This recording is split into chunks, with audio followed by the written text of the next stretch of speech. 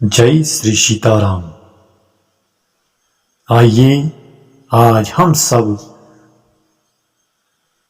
श्राद्ध की महिमा को जानेंगे एवं गया जी में क्यों पितरों के निमित्त श्राद्ध आदि करने पर पितर मुक्त शुद्ध विशुद्ध हो जाते हैं एवं अपना आशीष निज जनों को प्रदान करते हैं।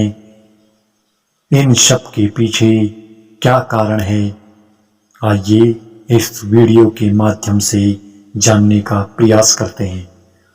भारतीय धर्म ग्रंथों के अनुसार मनुष्य पर 3 मुख्य ऋण माने गए हैं, पितृऋण, देव ऋण तथा ऋषि ऋण।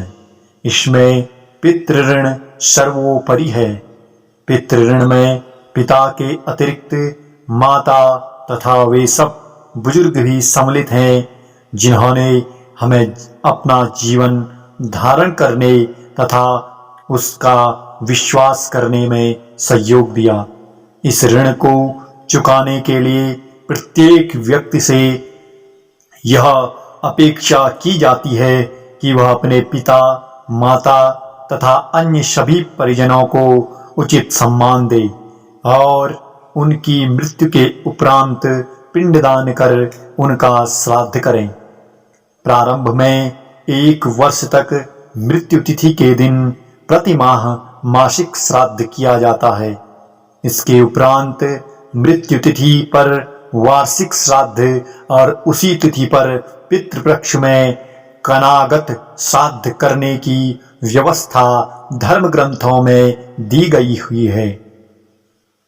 जब मनुष्य अपना शरीर छोड़ता है तब वह प्रेत योनि धारण करता है और जब 12 दिनों तक श्रद्धा पूर्वक उसके लिए पिंडदान आदि कर्म आयोजित कर दिए जाते हैं तब वह पितृलोक में चला जाता है। ब्रह्म पुराण के अनुसार आश्विन मास के कृष्ण पक्ष में यमराज सभी पितरों को स्वतंत्र कर देते हैं ताकि वे अपनी संतान से पिंडदान के लिए पृथ्वी पर आ सकें। कूर्म पुराण के अनुसार पितर अपने पूर्व ग्रह में यह जानने के लिए आते हैं कि उनके कुल के लोग उन्हें स्मरण करते हैं अथवा नहीं। अगर श्राद्ध के माध्यम से उन्हें स्मरण नहीं किया जाता है तो उन्हें बड़ी निराशा होती है। ब्रह्म पुराण के अनुसार तो श्राद्ध न करने वाले व्यक्तियों को पितर शाप देकर अपने लोक में लौट जाते हैं। इसके विपरीत श्राद्ध करने वाले व्यक्तियों को पितर दीर्घायु, धन, संतान, विद्या तथा विभिन्न प्रकार के सांसारिक सुखों का आशीर्वाद देकर प्रसन्नता पूर्वक अपने लोक में लौटते हैं। एक उक्ति के अनुसार श्रद्धया दीयते तत्श्राद्धम, श्रद्धा से कुछ देना ही श्राद्ध है। इस रूप में तो श्राद्ध का अर्थ काफी विस्तृत हो गया है। सामान्य अर्थ में श्राद्ध केवल मृतक के लिए ही किया जाता है, परंतु वहां भी मुख्य तत्व श्रद्धा ही है। श्राद्ध में किसी प्रकार का प्रदर्शन करना बिल्कुल भी आवश्यक नहीं है। व्यय करते समय मुख्य आवश्यकता केवल इस बात की है कि वह धन हमारे परिश्रम से कमाया गया हो। पितर पवित्र अन्न जल चाहते हैं, भ्रष्टाचार द्वारा कमाया हुआ नहीं। पवित्र अन्न जल चाहे कितनी ही कम मात्रा में और साधारण क्यों न हो, उससे ही हमारे पितर संतुष्ट होते हैं। साधनों के अभाव में पितरों को केवल जलांजलि दे देना ही पर्याप्त है। विष्णु पुराण में कहा गया है, मेरे पास श्राद्ध करने की न क्षमता है, न धन है और न कोई अन्य सामग्री है, अतः मैं पितरों को प्रणाम करता हूँ। वे मेरी श्रद्धा से तृप्ति लाभ करें। मैंने साक्ष्य रूप अपनी दोनों भुजाएं उठा रखी हैं।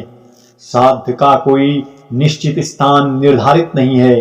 किसी भी शुद्ध और पवित्र स्थान पर श्राद्ध किया जा सकता है, परंतु इसके लिए सर्वोत्तम स्थान अपना निवास स्थान ही है। जिसे तीर्थ से कई गुना अधिक लाभदायक माना गया है। श्राद्धों के विषय में हमारे धर्म ग्रंथों में अत्यंत उदार व्यवस्था है।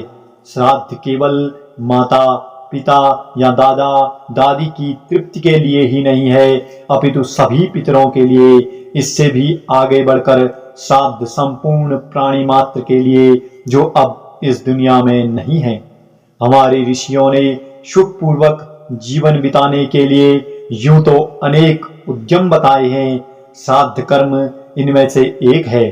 शास्त्रों में लिखा है कि श्राद्ध करने वाले व्यक्तियों को पितर दीर्घायु, संतान, धन, विद्या तथा विभिन्न सांसारिक सुखों का आशीर्वाद देकर प्रसन्नता पूर्वक अपने लोक में लौटते हैं।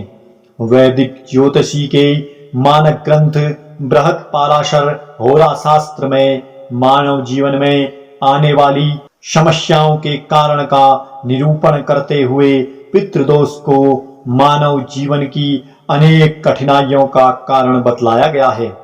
जो व्यक्ति पितृदोष से ग्रस्त होता है उसके घर में मांगलिक कार्य नहीं हो पाते। दिन प्रतिदिन हानि बढ़ती जाती है। पूरा परिश्रम और प्रयत्न करने पर भी व्यक्ति के जीवन में स्थिरता नहीं आती और वह दर दर की ठोकर खाता फिरता है। पितृदोष के इन कष्टों से मुक्ति का मार्ग है पितरों का श्राद्ध करना। ब्रह्म वैवर्त पुराण के अनुसार जो लोग पितृपक्ष में अपने पितरों की तिथि के दिन और पितृपक्ष की अमावस्या को विधिवत श्राद्ध करते हैं, उनके पितर संतुष्ट होकर उनको आयु, संतान, धन, विद्या तथा अनेक सुख प्रदान करते हैं। यथा आयु प्रजाम धनम विद्याम स्वर्गम मोक्षम सुखानि च प्रयच्छन्ति तथा राज्यम पितरः श्राद्ध तर्पिताः। हिंदू पितृपक्ष में अपने पूर्वजों के नाम पर ब्राह्मणों को भोजन कराते हैं। उन्हें विश्वास होता है कि उनके इस अनुष्ठान से उनके पितर तृप्त होंगे, किंतु कुछ लोग श्रद्धालु जनों के इस अनुष्ठान को अंधविश्वास मानते हैं। मैं इस विवाद में नहीं पड़ता हूं कि पूर्वजों के नाम पर ब्राह्मणों को भोजन कराया गया भोजन पूर्वजों तक पहुंचता है अथवा नहीं, किंतु मैं इस अनुष्ठान का यह लाभ अवश्य मानता हूं कि वर्ष में इस प्रयोजन से हम श्राद्ध के नाम पर अपने पूर्वजों को स्मरण करते हैं। गया जी में श्राद्ध करने का विशेष महत्व है। इस विषय में एक कथा प्रचलित है। प्राचीन काल में गई नामक एक असुर था। उसने अपनी तपस्या से इतनी शक्ति प्राप्त कर ली कि उसे स्पर्श करने वाला स्वर्गलोक जाने लगा। इससे यमराज तथा देवता चिंतित रहने लगे। विष्णु जी के समझाने पर गई अपने प्राणों का उत्सर्ग करने के लिए तैयार हुआ। गई को उत्तर की ओर सिर तथा दक्षिण की ओर पैर करके लिटाया गया, लेकिन उसका सिर कांपता रहा। तब ब्रह्मा जी ने उसके सिर पर धर्मशिला रख दी, फिर भी उसका कांपना बंद नहीं हुआ। तब सभी देवी देवता उस शिला पर खड़े हो गए और तब गई की बलि हो सकी।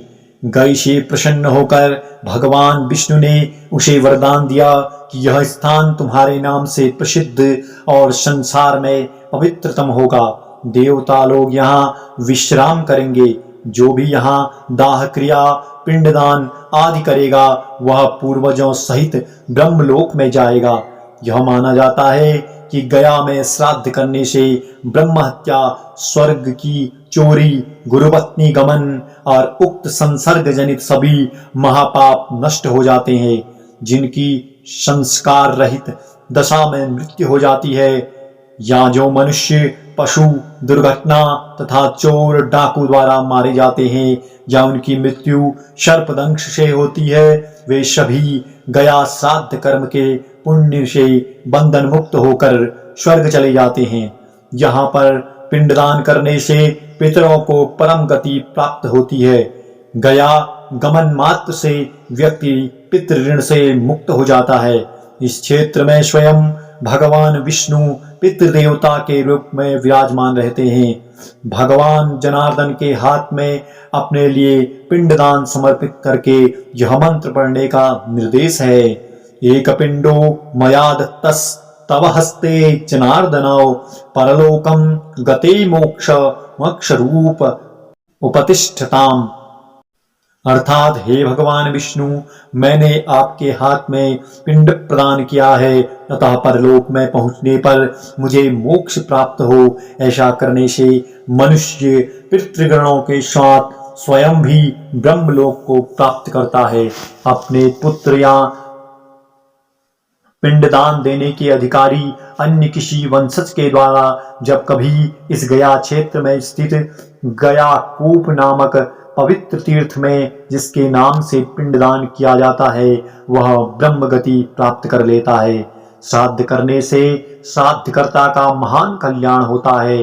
यम स्मृति, गरुड़ पुराण, श्राद्ध प्रकाश आदि ग्रंथों में कहा गया है कि श्राद्ध अपने अनुष्ठाता की आयु को बढ़ा देता है, पुत्र प्रदान कर कुल परंपरा को बनाए रखता है, धन धान्य का अंबार लगा देता है, शरीर में बल पौरुष का संचार करता है, पुष्टि प्रदान करता है और यश का विस्तार करते हुए सभी प्रकार के सुख देता है। उपर्युक्त तथ्यों से स्पष्ट होता है कि व्यक्ति को पितृगण से मुक्ति तथा अपने कल्याण के लिए अवश्य श्राद्ध करना चाहिए। इस संसार में पितरों को तृप्त करने के लिए श्राद्ध से श्रेष्ठ अन्य कोई कल्याणकारक उपाय नहीं है। जय श्री सीताराम।